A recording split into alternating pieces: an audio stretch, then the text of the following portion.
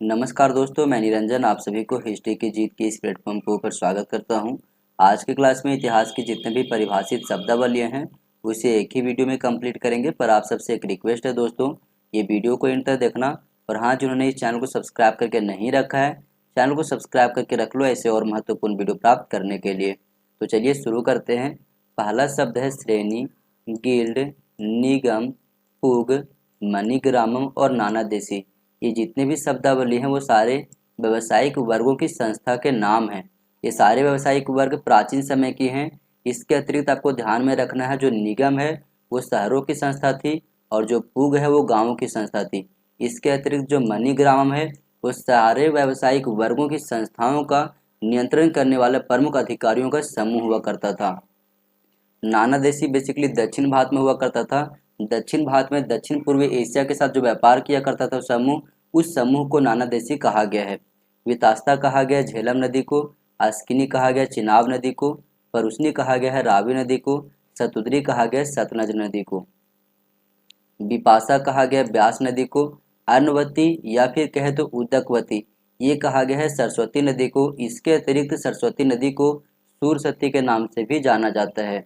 कुंभा कहा गया है काबुल नदी को, कुरमु कहा गया कुरम नदी को, दुष्धती कहा गया घग्गर नदी को, सुवस्तु कहा गया स्वात नदी को, सदानीरा कहा गया है गंडक नदी को, सुशोमा कहा गया है सोहन नदी को, भुजवंत कहा गया है हिमालय पहाड़ को।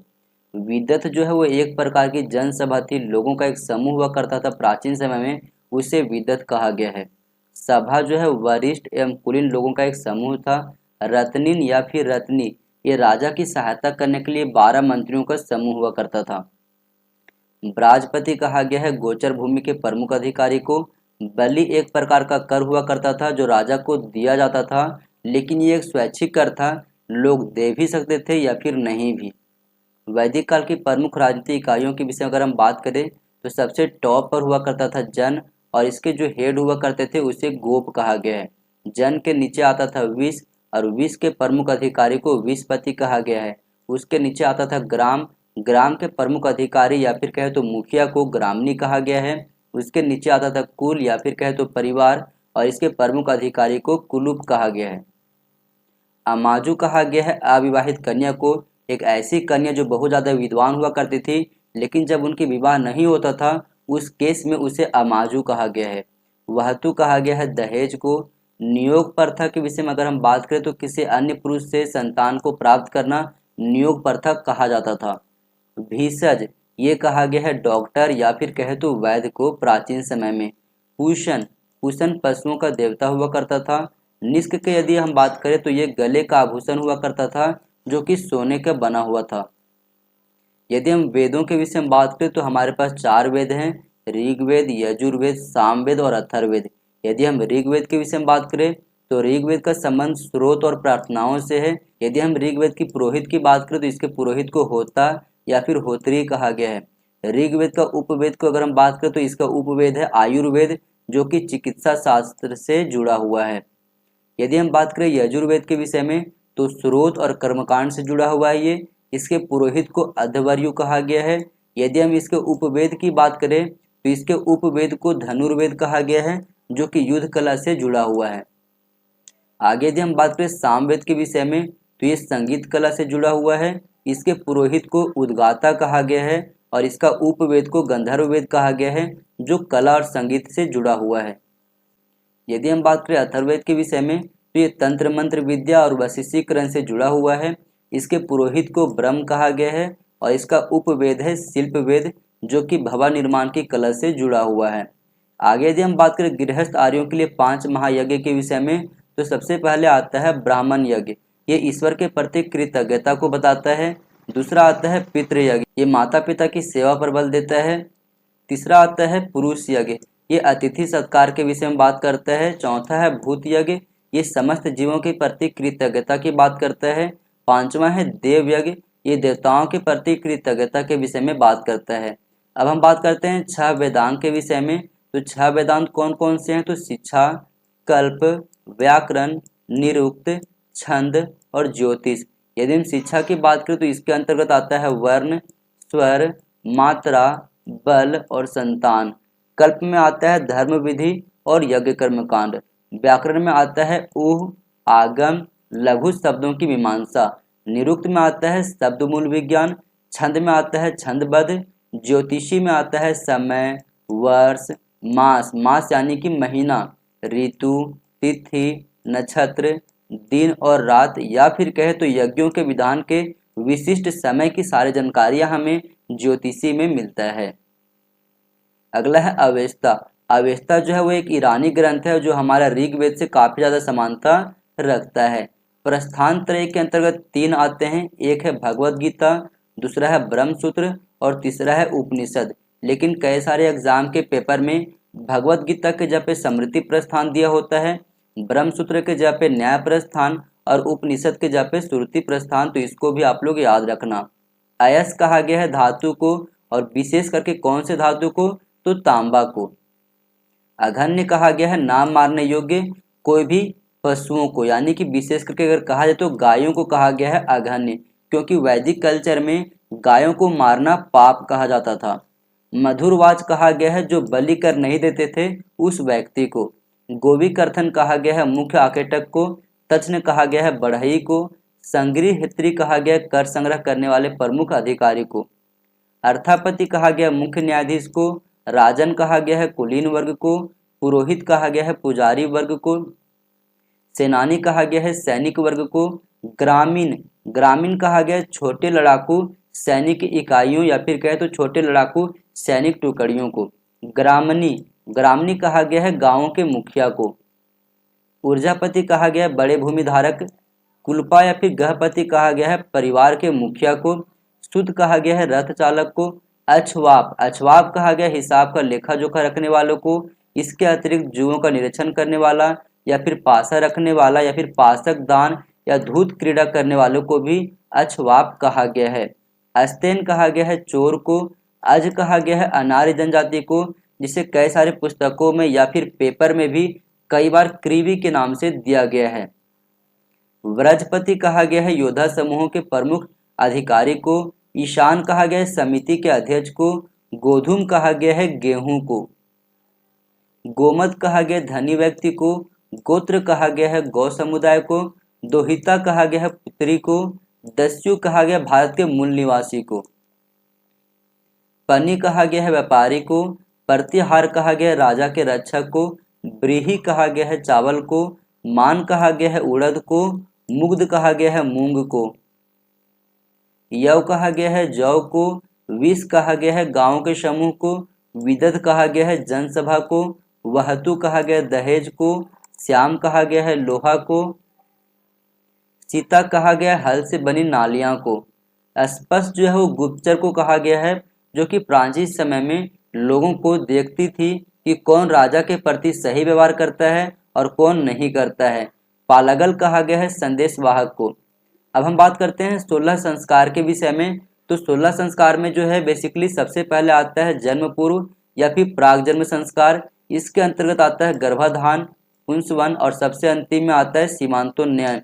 यानी कि जन्म पूर्व संस्कार में 3 संस्कार आते हैं, जिनमें सबसे पहला है गर्भाधान, दूसरे नंबर पर आता है पुंसवन और तीसरे नंबर में आता है सीमांतोन्नयन।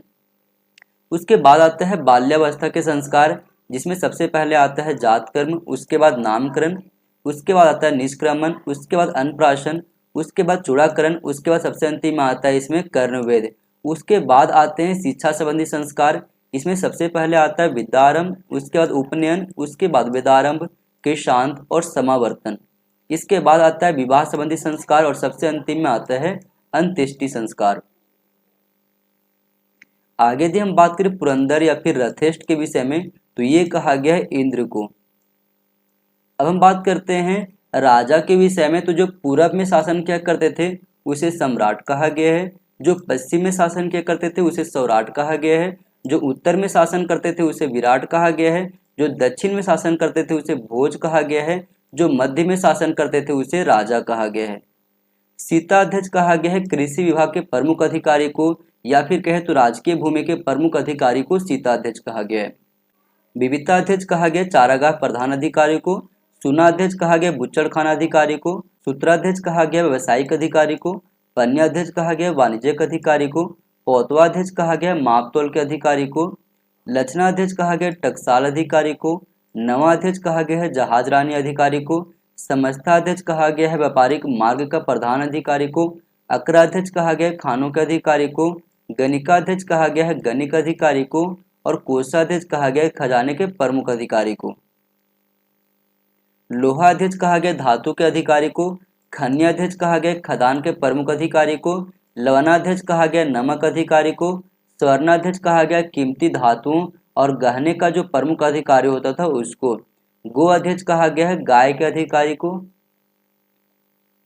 मुद्राध्यक्ष कहा गया पासपोर्ट अधिकारी को, देवता अध्यक्ष कहा गया मंदिरों के अधिकारी को, पत्नाध्यक्ष कहा गया गोवाहन अधिकारी को, सुराध्यक्ष कहा गया है मदिरा अधिकारी को, शुल्काध्यक्ष कहा गया है उत्पाद एवं चुंगी प्रमुख अधिकारी को, मानाध्यक्ष कहा गया है समय सारणी के अधिकारी को, नगवानाध्यक्ष कहा गया हाथियों के प्रमुख अधिकारी को, सवर्णिक कहा गया राज्य के प्रधान आभूषण व्यापारिक वर्ग के अधिकारी को, अक्षपटला अध्यक्ष कहा गया है भू राजस्व आलेख विभाग के अधीक्षक को, भाग कहा गया है उपज का हिस्सा यानी कि एक प्रकार का एक कर हुआ करता था, प्रवेशक कहा गया है आयात कर को, निष्क्राम्य कहा गया है निर्यात कर को, परने कहा गया है आपातकालीन कर को, वली कहा गया है भू राजस्व कर को, हिरण्य कहा गया अनाज न लेकर नगद कर लेने वाले प्रमुख अधिकारी को, सेतुबद्ध कहा गया सिंचाई कर को, विष्टि कहा गया है निःशुल्क या फिर बेकार कर को। इसके अतिरिक्त कर के अन्य नाम भी हैं जैसे कि मिस्तौस, बाली, खोरोश और उदक भाग। शून्य निवेश कहा गया है सर्वप्रथम राज्य में कृषि करना या फिर किसानों का बसावट भूमि को। अध्यक्ष कहा गया है विभागीय अधिकारी को। अक्षपटलक कहा गया है महालेखाकार को।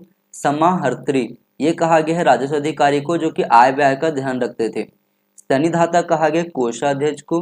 दवारिक कहा गया है महल या फिर कर्मचारी के प्रधान अधिकारी को। अंतर्वशी कहा गया सुरक्षाकर्मी को। इतिझक महामात्य कहा गया है महिला कल्याण अधिकारी को। रज्जुक कहा गया भू राजस्व अधिकारी को। उपवास कहा गया है काश्तकार को जिसे टेनेंट कहा जाता है कई बार। परदेशता कहा गया आपराधिक न्यायालय के मुखिया को या फिर कहे तो आपराधिक न्यायालय के मुख्य न्यायाधीश को। परदेशिका कहा गया है जिला अधिकारी को। संस्था अध्यक्ष कहा गया है बाजार नियंत्रक को। अब हम बात करते हैं गुप्तचर के विषय में। तो प्राचीन समय में दो गुप्तचर थे, पहला संस्थ और दूसरा संचार। संस्थ जो है वो एक प्रकार के अस्थायी गुप्तचर था, जबकि संचार जो है वो अलग अलग हिस्सों में जाकर के जानकारी को एकत्रित किया करता था, यानी कि घुमक्कड़ हुआ करता था ये। आगे यदि हम बात करें प्रतिवेदक के विषय में तो ये कहा गया रिपोर्टर को जो जनता की बात राजा तक पहुंचाते थे और राजा की बात जनता तक। उद्रंग कहा गया स्थायी कर को जो कि रैयत यानी कि किसानों से लिया जाता था। ऊपरी कहा गया अतिरिक्त कर को या फिर कहे तो अस्थायी कर को ऊपरी कहा जाता था। अब हम बात करते हैं भूमि मापक यंत्र के विषय में। तो सबसे पहले पाटक आता है, उसके बाद आता है कुल्यवाप, उसके बाद आता है द्रोणावाप। इसके अतिरिक्त हैं अंगुल, आढ़वाप, धनु, हस्त या फिर हाथ, पदावर्त, नाल और दंड। ये सारे जो हैं भूमि मापने के लिए एक यंत्र हुआ करता था। कुमार अमात्य कहा गया सिविल सेवक को। महादंड नायक कहा गया न्यायाधीश को। महासंधि विग्रह कहा गया युद्ध एवं शांति संधि अधिकारी को। महाबलाधिकृत कहा गया सेनापति को। भाट कहा गया पुलिस अधिकारी को। पुस्तपाल कहा गया है राजकीय दस्तावेज के रक्षक को। सार्थवा कहा गया व्यापारियों के निगम या फिर समिति के मुखिया को। प्रथम कुलिक कहा गया शिल्प संघ के मुखिया को। प्रथम कायस्थ कहा गया प्रधान लिपिक या फिर क्लर्क को। भंडागाराधिकृत ये कहा गया है राजकोष के अधिकारी को। दंडपाशिक कहा गया पुलिस विभाग के सर्वोच्च अधिकारी को। विनय स्थित स्थापक कहा गया है धर्म संबंधी मामलों के प्रधान अधिकारी या फिर कहे तो शिक्षा एवं लोगों के नैतिक आचरण पर दृष्टि रखने वाले प्रमुख अधिकारी को। महापिलपति कहा गया है गज सेना के सर्वोच्च अधिकारी को। रणभंडागरिक कहा गया है सेना में रसद सामग्री को पहुंचाने वाले प्रमुख अधिकारी को। चाट कहा गया है साधारण सैनिक को। भट्ट अश्वपति कहा गया घुड़सवार सेना के प्रमुख अधिकारी को। नगर श्रेष्ठी कहा गया नगर के प्रधान सेठ को। पंचमंडली कहा गया ग्राम स्तर के परिषद को। अब हम बात करते हैं महात्मा बुद्ध से जुड़े कुछ शब्दावलियों को लेकर के। तो गज कहा गया है गर्भ में आने के समय की शब्दावली को या फिर इसे अवक्रांति भी कहा जाता है। कमल कहा गया जन्म को, सांड कहा गया यौवन को, शेर कहा गया समृद्धि को, महाभनिष्कर्मण कहा गया गृह त्याग को, निर्वाण कहा गया है ज्ञान की प्राप्ति को, धर्मचक्र परिवर्तन कहा गया प्रथम उपदेश को, महापरिनिर्वाण कहा गया मृत्यु को।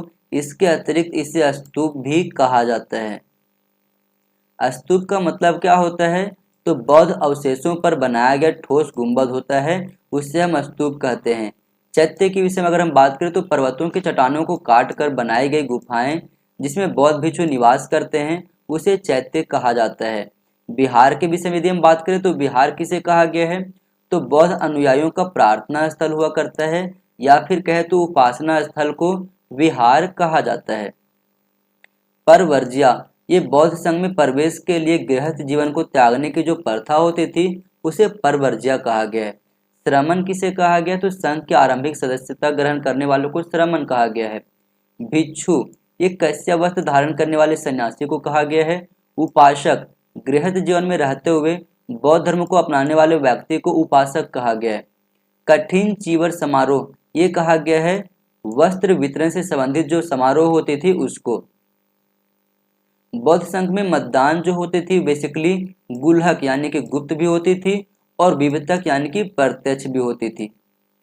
सलाका ग्राहक कहा गया मतदान अधिकारी को, सलाका पुरुष कहा गया मतदानकर्ता को, आसन प्रज्ञापक कहा गया है बैठने की व्यवस्था करने वाले अधिकारी को, अनुशावन कहा गया प्रस्ताव पाठ को।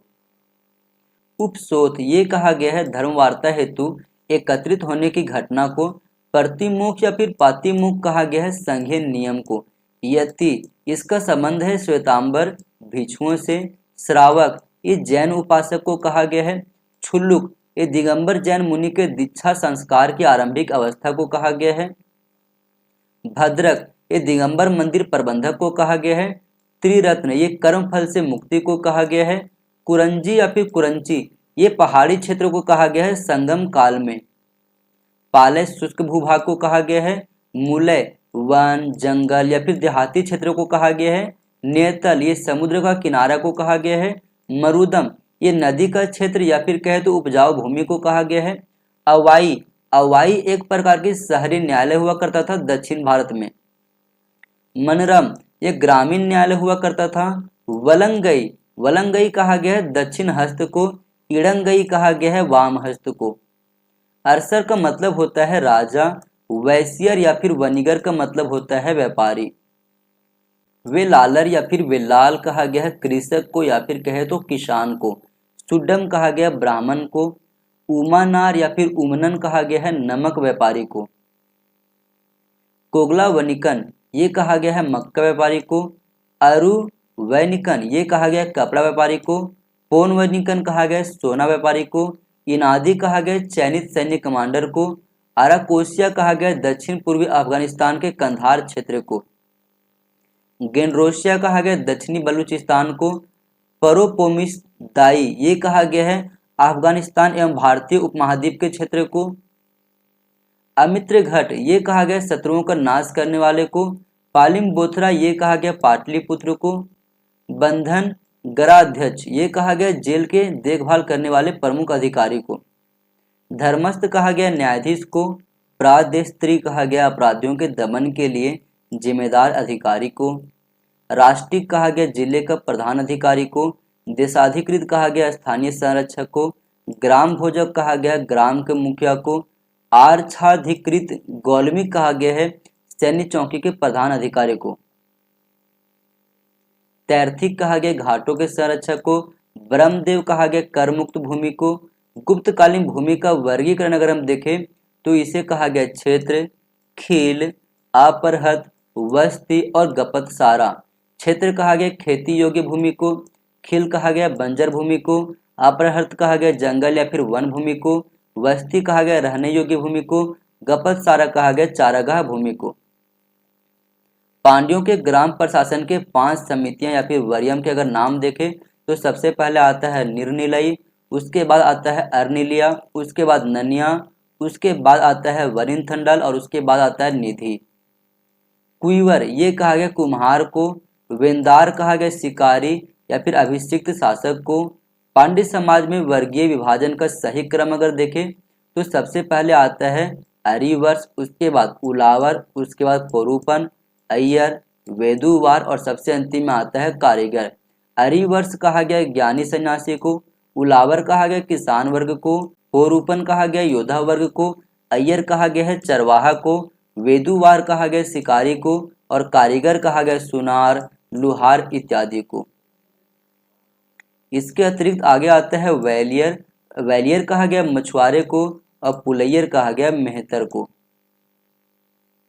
इयाल का मतलब होता है साहित्य, ईशाई का अर्थ है संगीत, नाटकम का अर्थ है नाटक, गोप कहा गया जन्म एवं मृत्यु का पंजीकरण करने वाले को, नगरिका कहा गया नगरीय प्रशासक को, पत्याध्यक्ष कहा गया पैदल सेनाधिकारी को, चाहकान कहा गया कुआं खोदने वाला अधिकारी को, साकिया कहा गया रहट को, अहंगार कहा गया लुहार को, सुर्खी कोब कहा गया ईंट कूटने वाले अधिकारी को, अखल कहा गया बंजर भूमि को, बुध और नाबुद कहा गया कृषि और अकृषित भूमि को, इदरा रात ये कहा गया कर मुक्त भूमि अनुदानों से भिन्न वजीफा को, इमलाक राजा से प्राप्त अनुदान द्वारा धारित कर मुक्त भूमि को इमलाक कहा गया है। मंडपिका छोटे सार्वजनिक बाजारों तथा बड़े व्यापारिक केंद्रों के बीच स्थानीय विनिमय केंद्र को मंडपिका कहा गया है।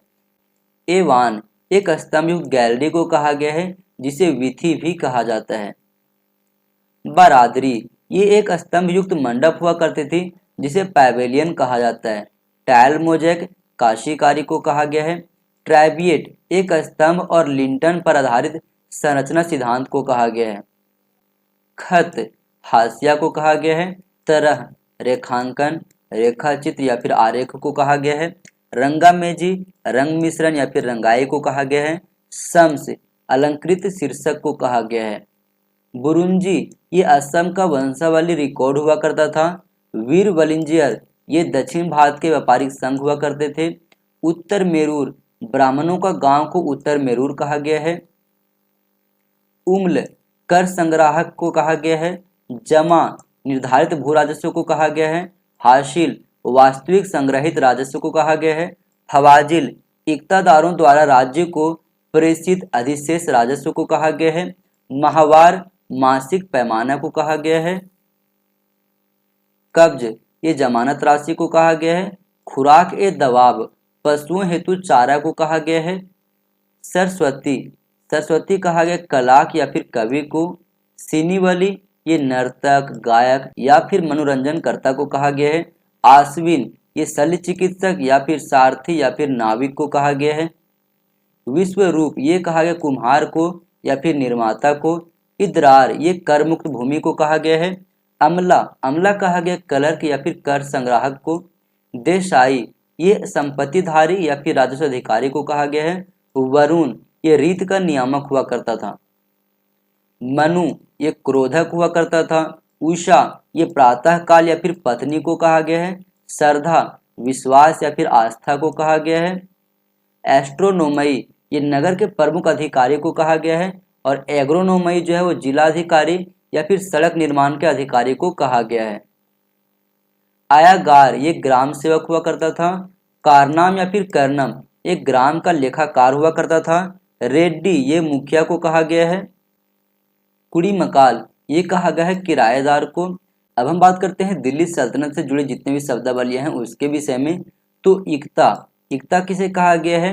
तो यह एक प्रकार की भूमि थी जो सैनिक एवं असैनिक अधिकारियों को उनकी सेवाओं के लिए वेतन के रूप में प्रदान की जाती थी। इस भूमि से प्राप्त राजस्व भूमि प्राप्तकर्ता यानी इक्ताधारी या फिर इक्तादार को प्राप्त होता था। पद एवं सेवा समाप्ति के बाद यह भूमि सरकार द्वारा वापस ले ली जाती थी। अमीरान ए कुमन ये 10,000 सैनिकों के अधिकारी को कहा गया है। अमीरान ए सद ये 100 सैनिकों के अधिकारी को कहा गया है। अमीरान ए हजारा ये 1000 सैनिकों के अधिकारी को कहा गया है। अमीर ए बहर नौकाओं का प्रबंधक हुआ करता था। आमिल ये गांव के भूमि का वसूली करने वाला होता था। इदरार ये विद्वानों या फिर धार्मिक लोगों को दी जाने वाली आर्थिक सहायता को कहते थे। उस्र ये कहा गया मुसलमानों की भूमि से प्राप्त लगान को। कारकुन भूमि कर का हिसाब रखने वाला को कहा गया है। कोतवाल नगर की देखभाल करने वाला को कहा गया है। खासा खेल ये शाही महल से संबंधित सेना को कहा गया है। खुम्स, ये युद्ध से प्राप्त धन या फिर लूट का माल को कहा गया है। खराज, भूमि कर को कहा गया है। जजिया, गैर मुस्लिम कर को कहा गया है। जकात, मुस्लिम के आय कर को कहा गया है। ख्वाजा, लेखपाल को कहा गया है। चौधरी, परगना का मुख्य अधिकारी को कहा गया है। इसके अतिरिक्त कर के अन्य नाम भी थे दिल्ली सल्तनत में, जैसे कि घड़ी कर, ये गृह कर हुआ करता था। चरी, चराई कर हुआ करता था। सर्व जो है वो एक सिंचाई कर हुआ करता था। बिस्पा कहा गया भूमि पैमाइश यंत्र को। दारुल सफा कहा गया खैराती अस्पताल को। बरीद और मुनिहर कहा गया गुप्तचर को। नाजिर, ये माप तोल का अधिकारी हुआ करता था।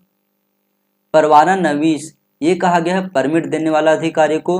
बंदगां, घोड़ा एवं दासों के बाजार को कहा गया है। गल्ला बाजार, ये खदान बाजार को कहा गया है। सहना, ये मंडी बाजारों के अधीक्षक को कहा गया है। सराय अदल, ये आयातित वस्तुओं के बाजार को कहा गया है।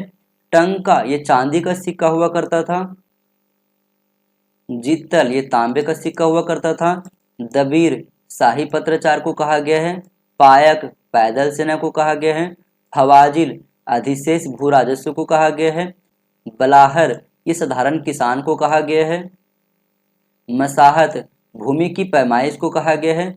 मुतसरिफ, गांवों में किसानों से भूमि कर वसूल करने वाला अधिकारी को कहा गया है। मुशरिफ, महालेखाकार को कहा गया है। मुस्तौफी, महालेखा परीक्षक को कहा गया है। वक्फ, वह धन या फिर संपत्ति या फिर भूमि जो धार्मिक कार्यों के लिए सुरक्षित कर दी जाती थी, उसे वक्फ कहा गया है। दीवान वजारत, ये राजस्व एवं वित्त विभाग का प्रधान अधिकारी हुआ करता था। आरिज मुमालिक, ये सैन्य विभाग का प्रधान अधिकारी हुआ करता था, विशेष करके युद्ध मंत्री कह सकते हो आप इसे। दीवान आरिज इस सैन्य संगठन का प्रधान अधिकारी हुआ करता था। दबीब एक खास शाही आदेशों को तैयार करने वाला विभाग का प्रधान अधिकारी हुआ करता था। दीवान इंसा शाही पत्राचार हुआ करता था। दीवान मुस्तखराज कर विभाग को कहा गया है। दीवान रियासत बाजार के अधीक्षक को कहा गया, या फिर कहे तो आर्थिक मामलों को नियंत्रण करने वाले अधिकारी को कहा गया है। दीवान रसालत, ये विदेशी मामलों का विभाग हुआ करता था। बरीद मुमालिक, गुप्तचर विभाग हुआ करता था। दीवान खैरात, दान विभाग था। दीवान अमीर कोही, ये कृषि विभाग था। दीवान बंदगान, ये दासों का विभाग था। दीवान इस्तेहाक, ये पेंशन विभाग था। दीवान वकूफ, ये व्यय विभाग था। अब हम बात करते हैं विजयनगर साम्राज्य से जुड़े हुए कुछ शब्दावलियों के विषय में। तो माननीय प्रधान कहा गया गृह मंत्री को। रायसम, राजा के मौखिक आदेशों को लिखने वाला को कहा गया है। कर्णिकम, ये लेखाधिकारी को कहा गया है। मुद्राकर्ता, राजकीय मुद्रा अधिकारी को कहा गया है। सर्वनायक या फिर वासल कार्यम, ये कहा गया है राज दरबार के प्रमुख अधिकारी को। प्रांतीय प्रशासन से जुड़े हुए हमारे पास कुछ टर्म हैं, जैसे कि सबसे पहले आता था मंडल, या फिर कहे तो प्रांत, या फिर कहे तो राज्य, या फिर चावड़ी, या फिर कहे तो कमिश्नरी। उसके बाद आता था कोट्टम। कोट्टम को आप जिला कह सकते हो, वेंथे कह सकते हो, या फिर वलनाडु। इसके नीचे आता था नाडु। नाडी को तहसील या फिर परगना कह सकते हो। इसके नीचे आता था मेलाग्राम। मेलाग्राम जो हो 50 गांव का एक समूह होता था। उसके नीचे आता था उर, जिसे ग्राम या फिर गांव कह सकते हो। अब हम बात करते हैं नायंकर व्यवस्था के विषय में। तो ये बेसिकली इल्तुतमिश के इक्ता व्यवस्था पर ही आधारित थी। इसमें आता है अमरम। अमरम की यदि हम बात करें तो वेतन के रूप में भूमि हुआ करता था जो वंशानुगत नहीं था। प्राप्तकर्ता को अमर नायक कहा जाता था, या फिर कहे तो पोलीगर भी कहा जाता था। नायक, ये सैनिक प्रमुख अधिकारी हुआ करता था। स्थानपति, नायकों का प्रशासनिक एजेंट हुआ करता था। महामंडलेश्वर, नायकों पर नियंत्रण स्थापित करने वाला विशेष कमिश्नर हुआ करता था। ब्रह्मदेव, ब्राह्मणों को दान में प्राप्त गांव को कहा गया है। देवदान, मंदिरों को प्राप्त गांव को कहा गया है। इसके अतिरिक्त देवदान को मठापुर भूमि भी कहा जाता है। चतुर्वेदी मंगलम, ये ब्रह्मदेव गांव की सभा हुआ करती थी। उर, गैर ब्रह्मदेव गांव की सभा हुआ करती थी। नातवर, नाडु के सदस्य को कहा गया है। सेंते ओवा, गांव का हिसाब रखने वाला अधिकारी हुआ करता था। तलवर, गांव का चौकीदार हुआ करता था। बंगर निरीक्षक, ये कहा गया है बलपूर्वक काम कराने वाला अधिकारी को। निर्निकर ये सिंचाई अधिकारी हुआ करता था। महानायकाचार्य ये गांव में राजा का प्रतिनिधि हुआ करता था। सेन बोर ये लिपिक या फिर कहे तो क्लर्क को कहा गया है। मान्या ग्राम स्तर के अधिकारियों या फिर ब्राह्मणों या फिर मंदिरों या फिर मठों को दी जाने वाली कर मुक्त भूमि को कहा गया है। अब हम बात करते हैं कर के विषय में। तो कर के कई अन्य नाम भी थे, जैसे कदमई, मगमई, कनिकई, कतनम, कनम, वरम, भोगम, वारी, पतम, इराई और कत्याम। शिष्ट कहा गया है राज्य द्वारा लगाया गया भूकर को। अठावने कहा गया लगान वसूली के विभाग को। सिधाय कहा गया है नगद राजस्व को। कुत गई या फिर कुटागी कहा गया है खेती को पट्टे पर देने की व्यवस्था को। भंडारवाद ग्राम कहा गया खालसा भूमि को। उम्बली कर्मुक्त भूमि जो गांव को उसकी सेवा के बदले में दी जाती थी उसे उम्बली कहा गया है। रत खत या फिर कोडगे ये कहा गया युद्ध में शहीदों को दी जाने वाली भूमि को। वराह सिक्का विदेशी यात्रियों ने इसे हून, परदौस या फिर पैगोडा भी कहा है। प्रताप या फिर फनम ये सोने का छोटा सा सिक्का हुआ करता था। तार चांदी का छोटा सिक्का हुआ करता था। वीर पंचाल चेट्टी के जैसा ही व्यापार करने वाले ये दस्तकार होते थे। इनमें लोहार, स्वर्णकार, कांस्यकार, बढ़ई, मूर्तिकार शामिल थे। कैकोलार वे बुनकर जो मंदिरों के सीमाओं के आसपास रहते थे उसे कैकोलार कहा गया है। तोतियान या फिर कम्बतर ये गडरिया वर्ग को कहा गया है। डोंबर कहा गया है बाजीगर को। बड़वा बड़वा कहा गया उत्तर भारत के वो लोग जो दक्षिण भारत में जाकर के बस गए थे। सत शूद्र ये उन लोगों को कहा गया है जो कि नीच जाति के हुआ करते थे, यानी कि जिन नीच जातियों के कुछ ऊंचे जातियों के सम्मान अधिकार दिए गए थे उसे सत शूद्र कहा गया है। वेश वग मनुष्यों की खरीद फरोख्त को कहा गया है। गंड पेद्र पैर में पहनने वाला एक कड़ा हुआ करता था। मंदिर, मठ, अग्रहार, घटिका या फिर ब्रह्मपुरी ये विद्या या फिर शिक्षा का एक केंद्र हुआ करता था दक्षिण भारत में। इसके अतिरिक्त मंदिर, पाठशाला, टोल्स, चतुष्पटिज और गुरुकुल ये उत्तर भारत में शिक्षा का केंद्र हुआ करता था। अब हम बात करते हैं अष्टदिग्गज के विषय में। तो अष्टदिग्गज तेलुगु साहित्य के 8 सर्वश्रेष्ठ कवि हुआ करते थे, जिनमें नाम आता है अलसिन पेदन का, नंदी तिम का, भट्ट मूर्ति का, कालहस्ती महात्म्य का, मलन, अच्युत राय रामचंद्र, पिंगली सूरत और तेनाली राम का। रामात्य स्वर मेल कलानिधि को कहा गया है। विधारण्य संगीत सार को कहा गया है। रेड्डी, गोड्डा और मनियम ये कहा गया मुखिया को। कर्णम सेना भोवा ये कहा गया लेखाकार को। तलाईयारी कहा गया पहरेदार को। भंडारवाड़ा ये गांवों की शाही भूमि को कहा गया है। दशावंदा या फिर कट्टू कोडगे ये सिंचाई निवेश से प्राप्त आय को कहा गया है। अब हम बात करते हैं मुगल साम्राज्य से जुड़े हुए जितने भी प्रमुख शब्दावलियां हैं उसके विषय में। तो सबसे पहले हम लोग साम्राज्य की प्रशासनिक व्यवस्था को देख लेते हैं। तो सबसे टॉप पर आता था सूबा, जिसे प्रांत भी कहा गया है, और इसके प्रमुख अधिकारी को सिपा सलार या फिर सूबेदार कहा जाता था। उसके नीचे आता था सरकार, जिसे जिला आप कह सकते हो, और इसके प्रमुख अधिकारी को फौजदार कहा जाता था। उसके नीचे आता है परगना, जिसे महाल कह सकते हो, और इसके प्रमुख अधिकारी को सिकदार कहा जाता था। और सबसे अंतिम में आता था ग्राम या फिर गांव, और इसके प्रमुख अधिकारी को मुकदम, खूत या फिर चौधरी या फिर मुखिया कहा जाता था। यदि हम बात करें वजीर के विषय में, तो बादशाह का ये सलाहकार या फिर सचिव या फिर मुख्यमंत्री हुआ करता था। इसका कार्य क्या था? तो राजस्व एवं वित्त की देखभाल करना। दीवान राज्य की सभी आय एवं व्यय का प्रबंधक होता था। मीर बख्शी की बात करें तो सैन्य विभाग का सर्वोच्च अध्यक्ष होता था, न कि मुगल सेना का प्रमुख सेना अध्यक्ष। इसका कार्य क्या था? तो मनसबदारों की नियुक्ति करना, वेतन संबंधी कागजात का अनुशंसा करना यानी कि प्रमुख वेतनाधिकारी, व्यक्तिगत तौर पर दाग एवं चेहरे की जांच करना, सम्राट के समक्ष सैन्य विभाग संबंधी सभी मामले रखना, गुप्त सूचनाएं जुटाना, सैन्य नियुक्तियां करना, पदोन्नति के संबंध में सलाह देना। मीर समन शाही कारखानों के प्रभारी अधिकारी हुआ करता था, जहां सभी प्रकार के निर्माण कार्य हुआ करते थे। दीवान बैतत सरकारी भवनों या फिर सड़कों आदि का रखरखाव करने वाला प्रमुख अधिकारी हुआ करता था। मीर मंसी ये शाही पत्रचार को कहा गया है।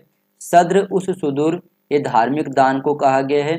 काजी उल कुजात बादशाह के बाद न्याय करने वाला प्रमुख यानी कि सर्वोच्च पद को कहा गया है। मुहत्सिब नगरों में सार्वजनिक स्थानों और नैतिक व्यवहारों के निरीक्षक को कहा गया है। मुशरिफ मुमालिक लेखाकार को कहा गया है। मुस्तौफ मुमालिक ये वित्त विभाग का लेखा परीक्षक को कहा गया है। मीर ए अर्ज याचिकाओं के प्रभारी अधिकारी को कहा गया है। वाक़या नवीस ये संवाददाता या फिर दरबारी इतिहासकार को कहा गया है। सदर न्यायिक मामलों के प्रबंधक को कहा गया है। फौजदार कानून एवं व्यवस्था बनाए रखने वाला प्रशासनिक प्रमुख को कहा गया है। अमल गुजार भूमि राजस्व के मूल्यांकन और संग्रह के लिए उत्तरदायी व्यक्ति को कहा गया है। कोतवाल शहर के पुलिस प्रमुख को कहा गया है। अमीन राजस्व इकट्ठा करने वाला को कहा गया है। पटवारी लेखाकार के कर्तव्यों का पालन करने वाला को कहा गया है। वितिकची ये लिपिक या फिर क्लर्क को कहा गया है। खुराक के दबाव पशुओं हेतु चारा को कहा गया है। गल्ला बख्शी बटाई या फिर भावली ये राजस्व आकलन के तरीके हुआ करते थे।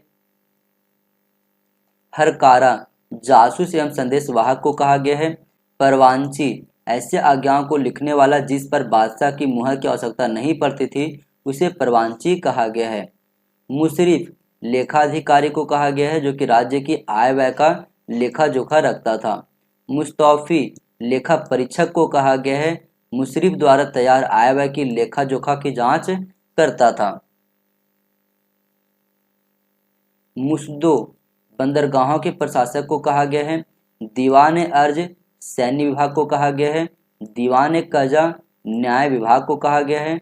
दीवान बरीद खुफिया विभाग को कहा गया है। दीवान समन शाही परिवार के प्रभारी या फिर विभाग को कहा गया है, या फिर कहे तो शाही विनियमन को कहा गया है। जागीर किसी व्यक्ति को नगद वेतन के बजाय राजस्व वसूली के लिए भूमि का कुछ टुकड़ा सौंपना जागीर कहलाता है। प्राप्तकर्ता को जागीरदार कहा जाता था। जागीरदारों का भूमि पर नियंत्रण नहीं होता था, वे सिर्फ राजस्व एकत्र कर सकते थे। खालिसा भूमि का एक प्रकार जो बादशाह के लिए सुरक्षित हुआ करता था। अहदी भद्र सैनिक को कहा गया है। अशरफ कुलीन वंश के व्यक्ति को कहा गया है। शिवनाह निगर ये समाचार भेजने वाला को कहा गया है। इजारा लगान को ठेके पर देने की एक प्रथा हुआ करती थी, उसे इजारा कहा गया है। हासिल भूमि लगान की वास्तविक वसूली को कहा गया है। नाबूद वह क्षेत्र जहां फसल खराब हो गई हो उसे नाबूद कहा गया है। मदद ए मास भूमि ये दान में दी जाने वाली भूमि को कहा गया है। जब्ती प्रणाली भूमि का प्रत्येक वर्ष माप के आधार पर लगान निर्धारण होता था, उसे जब्ती प्रणाली कहा गया है। कनकुट प्रणाली उपज को ध्यान में रखकर लगान निर्धारित करना कनकुट प्रणाली कहलाता है। आयन ए दहसाला 10 वर्षों के औसत उपज को आधार मानकर लगान निर्धारित किया जाता था, उसे आयन ए दहसाला कहा गया है। पोजल भूमि प्रति वर्ष खेती की जाने वाली भूमि को पोजल भूमि कहा गया है। प्रति भूमि 1 वर्ष अंतराल पर खेती की जाने वाली भूमि को कहा गया है। चाचर भूमि 4 वर्ष अंतराल पर खेती की जाने वाली भूमि को कहा गया है। बंजर भूमि खेती ना होने वाली भूमि को कहा गया है। जागीर भूमि मनसबदार को दी जाने वाली भूमि को कहा गया है। पैबाकी भूमि सरकार के अधीन जो भूमि होती थी उसे पैबाकी भूमि कहा गया है, यानी मनसबदारों को देने हेतु सुरक्षित जमीन को पैबाकी भूमि कहा गया है। मुहासिब खातों का निपटारा करने वाला को। मुतालिब शाही खजाने से मृत व्यक्ति द्वारा उधार ली गई रकम पर शाही खजाने का जो दावा हुआ करता था उसे मुतालिब कहा गया है। मुकर्रा तलब ये कहा गया स्वीकृत दावे को। तशीहा मनसबदार के दावों के लिए नवीनीकृत प्रमाण पत्र को कहा गया है। माल गुजार भूमिधारक प्राथमिक जमींदार को कहा गया है। मुफ्ती मुस्लिम विद्वान को कहा गया जो धार्मिक नियमों के विशेषज्ञ हुआ करते थे। अंजुमन स्थानीय मुस्लिम संस्था को कहा गया है। खानजाद आनुवांशिक मुस्लिम अभिजात वर्ग को कहा गया है। हुंडी ये विनिमय पत्र को कहा गया है। दस्तक कर से छूट के लिए यूरोपीय व्यापारियों को जारी किए जाने वाला आज्ञा पत्र को कहा गया है। सनद मुगल शाही आदेश को कहा गया है। ददनी ये प्राथमिक उत्पादकों यानी कि प्राथमिक किसानों को अदा किया जाने वाला अग्रिम धन या फिर राशि हुआ करता था। देशमुख राजस्व अधिकारी को कहा गया है। वतन आनुवांशिक भूमि अधिकार को कहा गया है। इजारेदारी राजस्व ठेके की प्रणाली को कहा गया है। शाहरुखी सिक्का चांदी के सिक्का को कहा गया है। अबवाब सामंतों द्वारा लिया जाने वाला अतिरिक्त कानूनी प्रभार को कहा गया है। खास शरीफा बादशाह का अपना प्रतिष्ठान को कहा गया है। सहबंदी विशेष अवसर के लिए नियुक्त सैनिक को कहा गया है। तलब मनसबदारों की वेतन की मांग को कहा गया है।